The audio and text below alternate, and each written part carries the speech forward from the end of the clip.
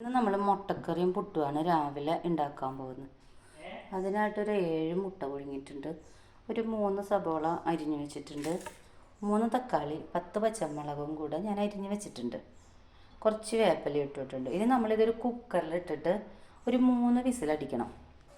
അപ്പം നമ്മളിത് ഇത്രയും ഭാഗം കുക്കറിലേക്ക് ഇട്ടിട്ടില്ല കേട്ടോ. ബാക്കി ഒരു 2.5 സബോളോളം ഇട്ടു. അതുപോലെ 3 തക്കാളിയിൽ നമ്മളൊരു 1/4 ഭാഗം തക്കാളി അരിഞ്ഞതും വെച്ചു, 1/4 ഭാഗം സബോളയിൽ 1/4 ഭാഗം അരിഞ്ഞതും വെച്ചു. ഇനി നമ്മളിതിലേക്ക് ഒരു 2 ഗ്ലാസ് വെള്ളം ഒഴിച്ചു. ഇനി നമുക്ക് ആവശ്യത്തിന് ഉപ്പിടണം. ഉപ്പ് ഞാൻ എടുക്കണം. അതെ, ഞാൻ ഇത്ര ഉപ്പിടും, ഇച്ചിരി ഉപ്പ് കൂടി നിൽക്കട്ടെ. പ്രഷർ ഷുഗറൊന്നും ഇപ്പം ഇല്ല. ഇനി നമുക്ക് തീ കത്തിച്ചിട്ട് ഒരു 3 വിസിലടിക്കാനായിട്ട് കുക്കർ വെക്കാം. വെയിറ്റ് ഇട്ട് കൊടുക്കട്ടോ. ഞാനിപ്പോൾ ഹൈ തീയിലാണ് ആദ്യത്തെ വിസിലടിപ്പിക്കുന്നത്. അത് കഴിഞ്ഞിട്ട് ഞാൻ 2 ലോ ഫ്ലെയിമിലിട്ടിട്ട് 2 വിസിലടിപ്പിക്കും. അപ്പോൾ നമുക്ക് തീ കത്തിക്കാം. തീ കത്തിച്ച് ചീഞ്ചട്ടി അടുപ്പത്ത് വെച്ചിട്ടുണ്ട്. നല്ലോണം ചൂടാകുമ്പോൾ 1 സ്പൂൺ നെയ്യും 4 സ്പൂൺ വെളിച്ചെണ്ണ ഒഴിക്കും. ഇതൊന്ന് ചൂടാവട്ടെ, അപ്പം തന്നെ നമുക്ക് ബാക്കി പണി നോക്കാം.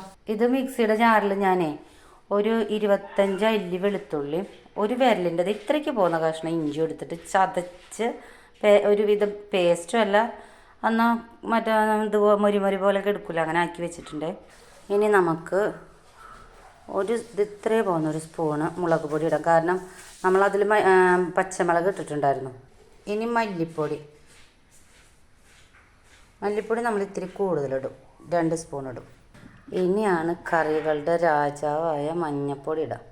മഞ്ഞൾപ്പൊടി ഞാൻ ഇത്തിരി പിശുക്കൊന്നും കാണിക്കാണ്ട് കൂടുതലിടും കേട്ടോ, കാരണം വയറിന് നല്ലതാണ്. നല്ല പച്ചമഞ്ഞൾ വാട്ടി ഉണക്കി നല്ലതുപോലെ പൊടിപ്പിച്ചതാണിത്. ഇനിയാണ് നമ്മുടെ സ്വന്തം മസാല: പെരുംജീരകം, ഏലക്കായ, കുരുമുളക്, കറുകപ്പട്ട, ഗ്രാമ്പു, തക്കോലം, സജീരകം, നല്ല ജീരകം. അതിൻ്റെ ഉള്ളിലൂടെ ഇത്തിരി പച്ചവേപ്പില ഉണക്കി പൊടിക്കും, എന്നിട്ടിടും.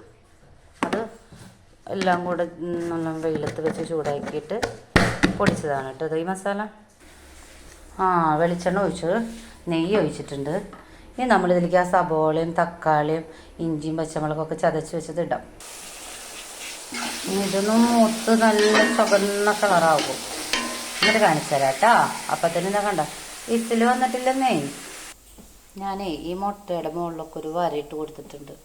ഉപ്പും മുളകും പുളിയും എരിവും ഒക്കെ അങ്ങോട്ട് ചെല്ലട്ടെ.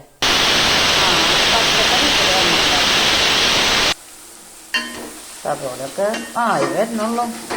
ഒന്ന് മൂത്താലല്ലേ നമുക്ക് കറിക്ക് ടേസ്റ്റ് ഉണ്ടാവുള്ളൂ. അപ്പം ഞാൻ അങ്ങോട്ട് മുളകുപൊടിയൊക്കെ ഇട്ടിട്ടാ. ഇതൊന്ന് മൂക്കട്ടെ. അതെ, എനിക്ക് ഹെൽപ്പറൊന്നും ഇല്ലാതെ ഞാൻ എന്താ ചെയ്തത്, ഒഴിക്കണ ഭാഗം വീഡിയോ എടുത്തില്ല. ഇപ്പോൾ ഞാൻ ആ സബോള വേവിച്ചതിലേക്ക് ഒഴിച്ചിട്ടുണ്ട് കേട്ടോ. ഇനി ഇതൊന്ന് വെന്ത് കുറുകട്ടെ. നമ്മളിപ്പോൾ സബോള ഇട്ടിട്ട് ആകെ 3 മിനിറ്റ് ആയിട്ടുള്ളൂ കേട്ടോ.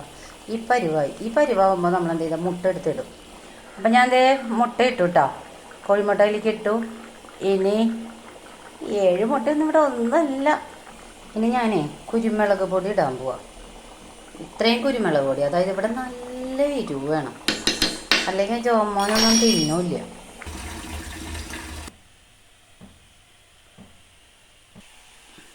അങ്ങനെ നല്ല ആവി പാറുന്ന പുട്ട്, പപ്പടം, മുട്ടക്കറി, കട്ടൻ ചായ.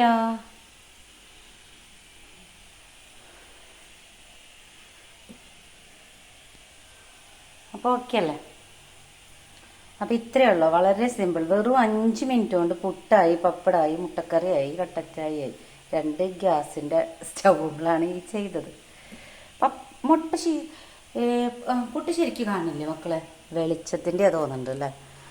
ഓ ഏട്ടാ,